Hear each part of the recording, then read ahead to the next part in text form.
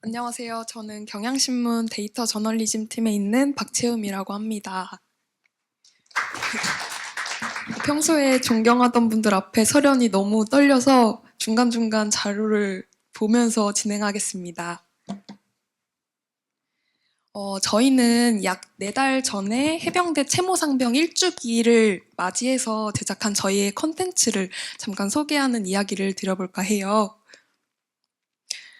그래서 이야기의 순서는 이렇게 4가지로 진행을 해볼까 합니다. 왜 아카이빙이 필요했는지, 그리고 데이터를 어떻게 모았고 그 모인 데이터로 무엇을 만들었는지 약 3가지 정도로 말씀드릴까 하고요.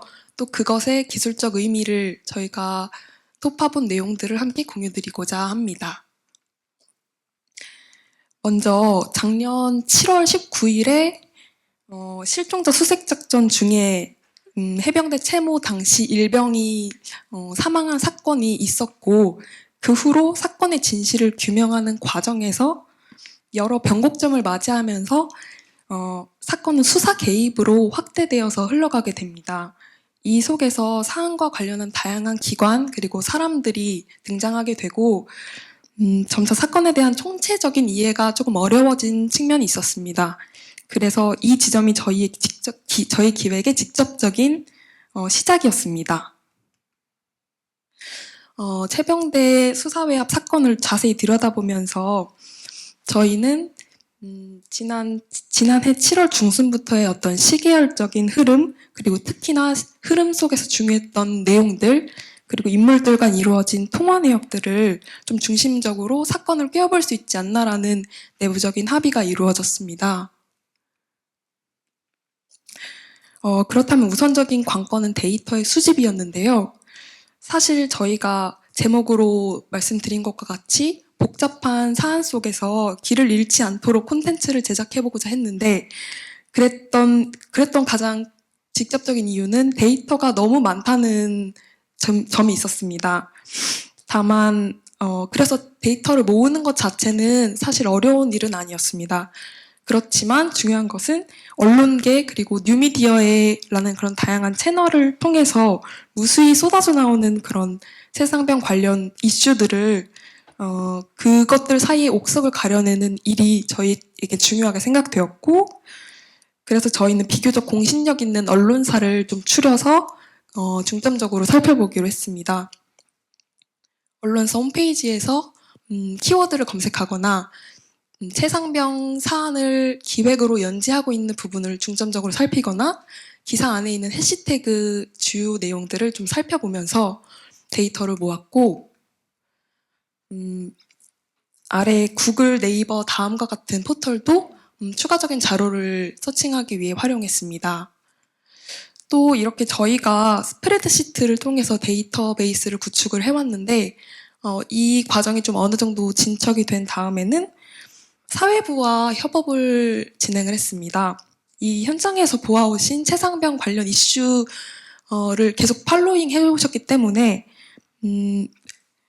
어떤 사실관계가 틀린 부분 없었는지, 저희가 우물안 개구리처럼 보진 않았는지 그런 부분을 조금 팩트 체크를 받았고, 또 관련한 추가 자료를 더 덧대어서 데이터베이스의 오류를 조금 줄여보고자 했습니다.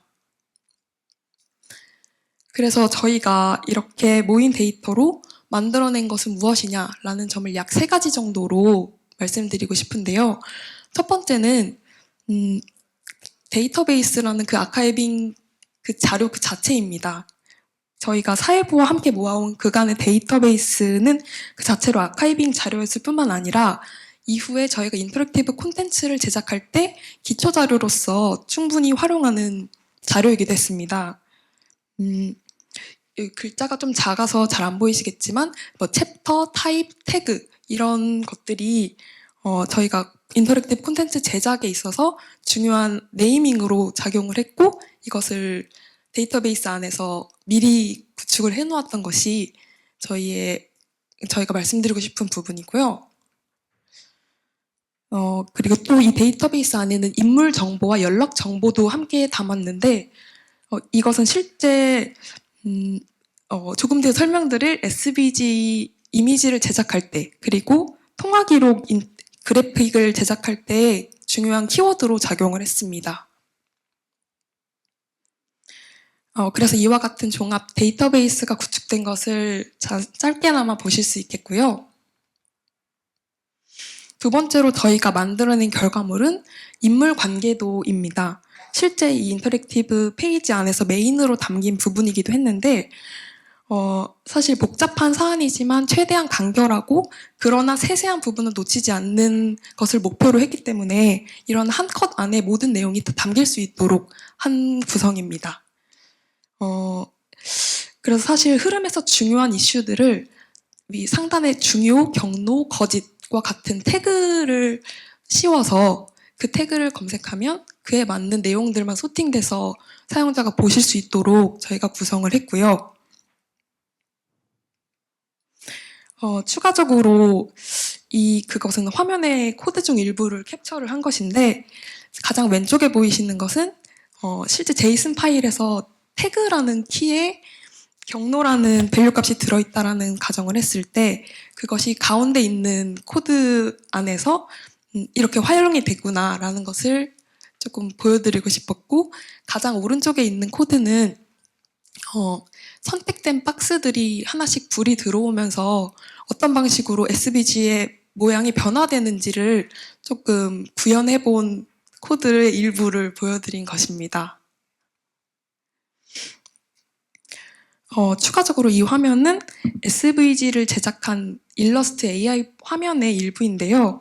이렇게 빨간 테두리를 친 부분은 자세히 보시면 임기훈 국방비서관에서 강의구 부속실장으로 화살표가 가 있는 것을 보실 수 있습니다.